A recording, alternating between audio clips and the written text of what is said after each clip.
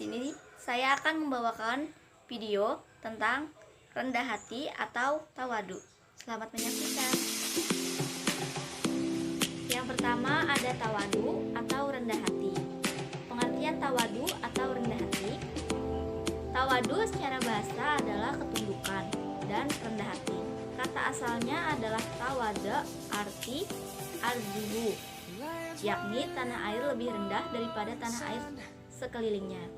Tawadu secara istilah adalah tunduk dan patuh kepada otoritas kebenaran serta kesediaan menerima kebenaran dari siapapun yang mengatakannya, baik dalam keadaan ridha maupun amarah. Tawadu adalah salah satu cara untuk membersihkan jiwa, karena lawan dari sombong atau tinggi hati adalah tawadu atau rendah hati.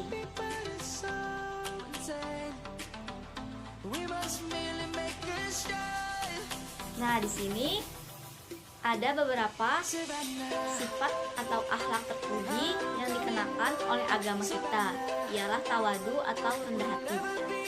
Yang pertama ada dikarenakan akhlak mulia adalah inti ajaran agama Islam.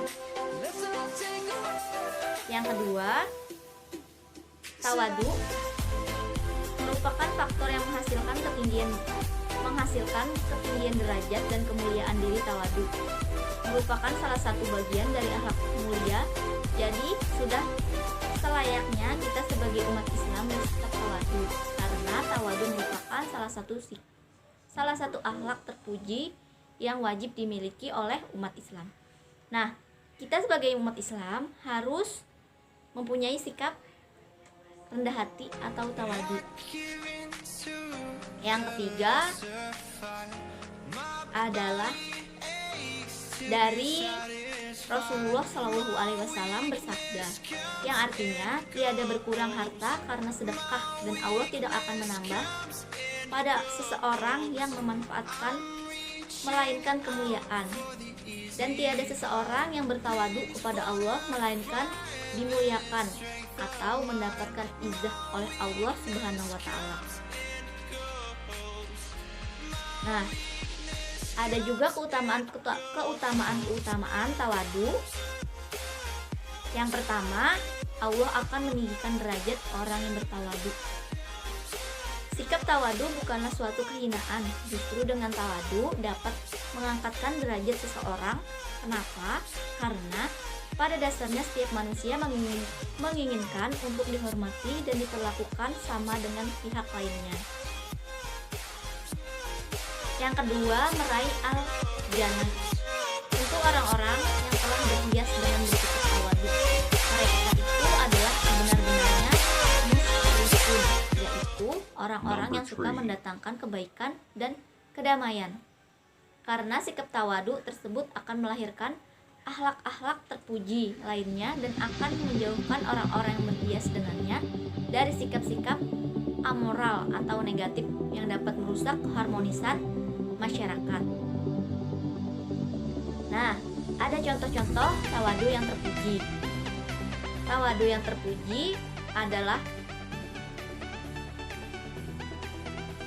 ketawaduan seseorang kepada Allah Subhanahu wa taala dan tidak mengangkat diri dari hadapan hamba-hamba Allah. Contohnya, bertawadu antara lain tidak berlebih-lebihan baik dalam pakaian, minuman, dan makanan. Nah, kita sebagai umat Islam tidak boleh berlebih-lebihan, karena sikap berlebih-lebihan itu termasuk dari sikap sombong atau tinggi hati. Terus ada juga sopan santun dalam bertindak dan bersikap. Merendahkan nada suaranya.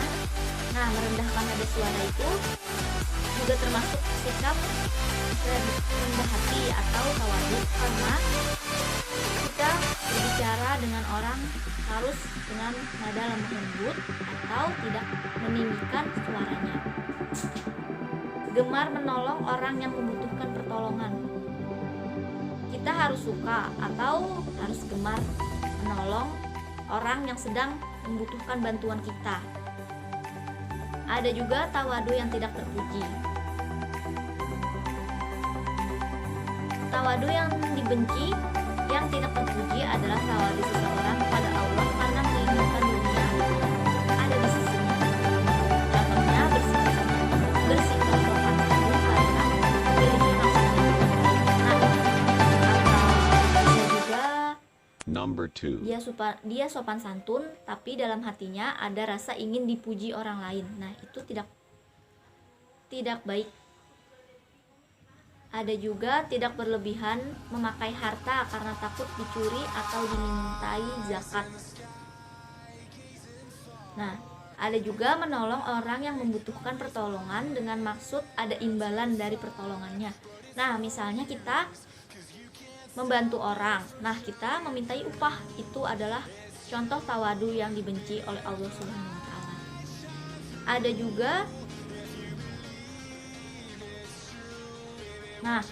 juga manfaat tawadu. Yang pertama, salah satu jalan yang akan menghantarkan kepada surga. Nah, yang kedua, Allah Subhanahu wa taala akan mengangkat kedudukan orang yang rendah diri di hati manusia. Dikenang kebaikannya oleh orang lain serta diangkat derajatnya oleh Allah Subhanahu wa taala. Bahwa sikap tawadu terpuji itu ditunjukkan pada orang-orang yang beriman. Nah, yang ketiga ada sifat tawadu sebagai bukti akan keindahan akhlak serta pergaulannya. Yang keempat adalah bahwa sifat tawadu merupakan sifatnya para nabi dan rasul Allah Subhanahu wa taala. Nah, itu tadi pengertian dari tawadu dan rendah hati. Nah, di sini saya akan menjelaskan lagi tentang hidup sederhana. Yang pertama, pengertian hidup sederhana.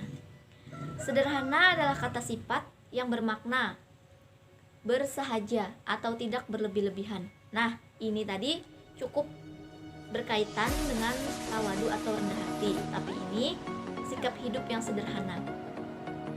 Orang yang hidup sederhana adalah orang yang hidup dengan bersahaja dan tidak berlebih-lebihan, yang didasari oleh suatu sikap mental yang rendah hati, berjiwa sosial dan tidak sombong. Nah, itu sangat erat kaitannya dengan tawadu tadi atau rendah hati tadi. Mereka saling berhubungan. Nah, ada dampak positif dan negatif dari hidup sederhana. Hidup sederhana tadi. Yang pertama ada dampak positif bagi diri sendiri ya, yaitu kita telah mampu menyesuaikan pendapat dengan kemampuan kita. Hindari hidup yang bergaya hidup mewah. Nah, kita harus menyesuaikan diri kita juga dengan keadaan kita. Misalnya kehidupan kita sudah seadanya, jadi pakaian kita harus sederhana juga, tidak berlebih-lebihan dan tidak memewah-mewahkan pakaian kita. Nah, ada juga dampak positif bagi masyarakat, yaitu dapat menghilangkan kesenjangan hidup, yaitu adanya perbedaan yang mencolok atau adanya jurang pemisah antara si kaya dan si miskin, sehingga tidak menimbulkan kecemburuan sosial yang dapat meresahkan semangat kegotong royongan dan kebersamaan. Nah, ada juga bagi bangsa dan negara. Dengan sikap sederhana, dengan kelebihan materinya dapat ditabung baik di bank, pemerintah maupun bank swasta, sehingga dapat digunakan pembiayaan pembangunan negara. Nah, dampak negatif dari hidup sederhana adalah dari pola hidup sederhana kita akan dikira pelit oleh orang-orang di sekitar kita. Nah, ada juga unsur-unsur hidup sederhana. Pola pemikiran khas anak-anak adalah sumber inspirasi untuk seluruh manusia dewasa di muka bumi ini. Nah, di sini ada juga unsur-unsur pola hidup sederhana yang patut diterapkan dan dikembangkan oleh orang-orang dalam hidup dan kehidupannya. Yang pertama, pemenuhan kebutuhan sehari-hari dipenuhi secara wajar dan disesuaikan dengan kemampuan keuangan dan tidak berlebihan. Yang kedua, tidak suka pamer terhadap kekayaan yang dimiliki. Maksudnya pamer itu tidak menyombongkan kekayaan yang dia miliki. Yang ketiga ada memperhatikan keadaan orang lain dan lingkungan. Yang keempat, tidak mengadakan kegiatan yang kurang perlu dengan biaya mahal. Nah, kita tuh harus mengkondisikan bila mengadakan acara atau kegiatan. Tidak usah yang mahal, yang sesuai dengan kemampuan kita. Yang kelima ada menyelenggarakan pesta dengan tidak berlebihan, tidak mengejar gengsi. Nah, misalnya kayak orang acara. Nah, itu tidak perlu mengejar gengsi, tidak usah malu dengan perkataan orang di sekeliling kita. Ada juga sistem nilai yang perlu dihindari dalam pola hidup sederhana. Nah, kita harus menghindarinya. Yang pertama adalah serakah, tertutup.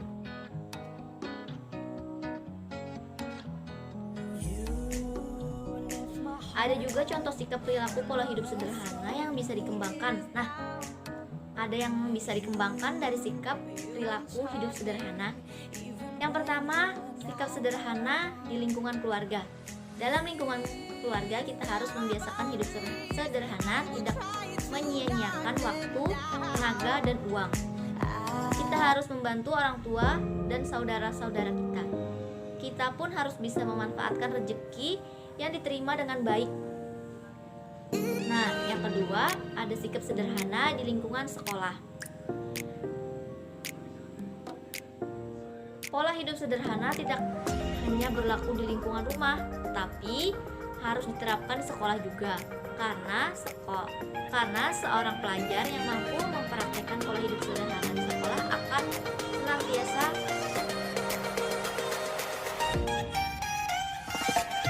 disenangi teman-teman dan gurunya. Nah, jadi kita bersikap hidup sederhana di lingkungan sekolah, tidak menyombongkan diri dengan kekayaan yang kita punya.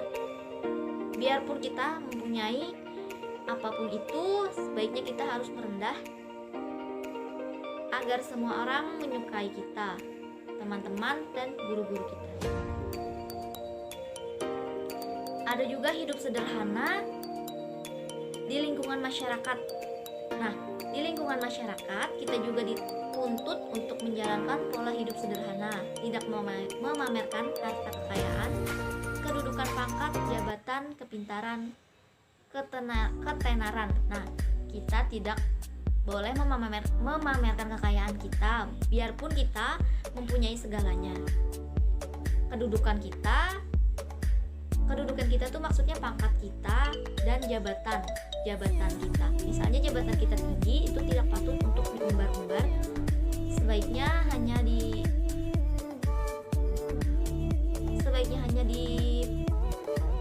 didiamkan atau jika ada yang bertanya dijawab seadanya. Nah, ada juga kepintaran. Seseorang mempunyai kepintaran masing-masing atau kemampuan masing-masing. Nah, kalau seseorang mempunyai kepintaran itu sebaiknya tidak diumbar-umbar, karena kemampuan seseorang itu berbeda-beda. Kita tidak bisa memaksa seseorang untuk bersikap apa yang kita bisa dan orang juga harus bisa. Nah, kita harus rendah hati meskipun orang tua kita kaya raya. Bahkan kita harus mampu menyisihkan sebagian harta untuk mereka yang berada dalam kesulitan dan membutuhkan bantuan. Nah, mungkin itu saja yang bisa saya jelaskan di video saya kali